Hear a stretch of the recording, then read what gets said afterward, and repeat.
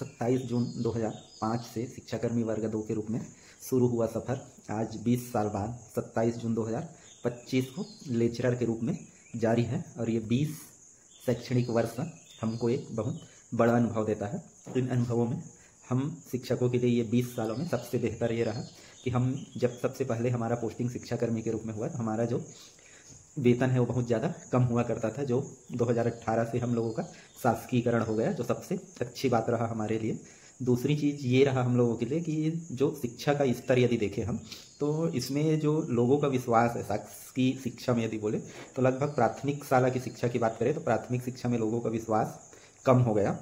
इसका रीज़न ये है क्योंकि सरकार ने जब 2009-10 से जहां शिक्षा का अधिकार लागू किया तो उसके पश्चात बच्चों को मुफ्त शिक्षा का जो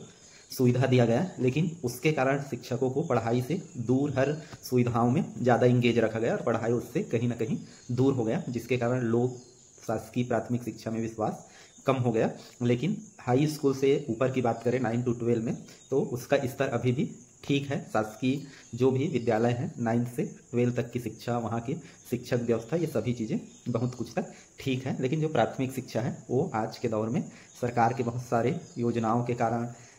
एक हिसाब से बोला जाए तो प्रयोगशाला बनकर रह गया है, जहां शिक्षा को सबसे पहली प्राथमिकता न देकर जो सुविधाएं दिए जा रहा है उनका अभिलेखीकरण या ऑनलाइन द्वारा जानकारी या सभी चीज़ों के लिए वो फर्स्ट प्रायोरिटी रह गया है, जहां जिसके कारण शिक्षा जो है प्राथमिक शिक्षा मतलब 1 to 8 का उसका स्तर जो है वो बहुत नीचे चला गया है कहीं ना कहीं। और इसका स्पष्ट हमको दिखाई देता है कि प्राथमिक शिक्षा में जो बच्चों का पंजीयन है मतलब संख्या है, दर्ज संख्या, वो बहुत ज़्यादा कम हो गया है पहले की तुलना में। और जहाँ तक शिक्षकों की बात किया जाए तो जो प्राथमिक शाला के शिक्षक हैं मतलब 1 to 8 का उनका काम बहुत ज़्यादा बढ़ गया है, और क्योंकि काम के साथ उनको पढ़ाना भी है तो और कंपलसरी पढ़ाई ना करके बाकी जो अदर काम है, टेस्ट बुक का स्कैनिंग करना, हर के लिए मध्याह्न भोजन के लिए अलग ऐप, यू डाइस के लिए अलग ऐप, छात्रवृत्ति के लिए अलग ऐप, हर चीज़ का काम करते रहना, तो साल भर टीचर इसमें इंगेज रहते हैं। और एक बात की जैसे पहले बोला जाता था कि टीचर का जॉब बहुत आसान है, लेकिन इस दौरान अब चीज़ें बहुत ज़्यादा चेंज हो गई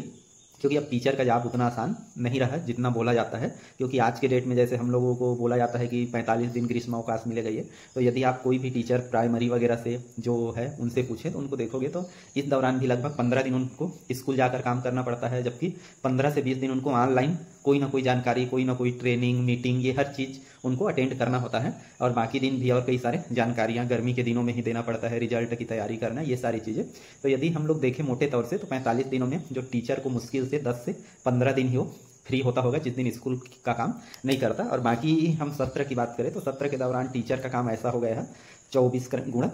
24x7 आवर्स उनको काम करना पड़ता है। व्हाट्सअप से ऐसा कोई दिन ना हो कि कोई जानकारी ना देना पड़े, और इसमें कोई भी 10 से 4 तक देना है ऐसा नहीं है। कई जानकारी ऐसा है कि ऑनलाइन सिस्टम है तो रात को जानकारी देना है, सुबह जानकारी देना है, मतलब उनको हर टाइम इंगेज्ड रहना है ऑनलाइन से। तो अभी के डेट में ये जॉब भी ऐसा इतना आसान नहीं रह गया है कि हमको दिन भर उसमें इन्वॉल्व रहना पड़ता है, तो ये चीज़ें चेंज आया है।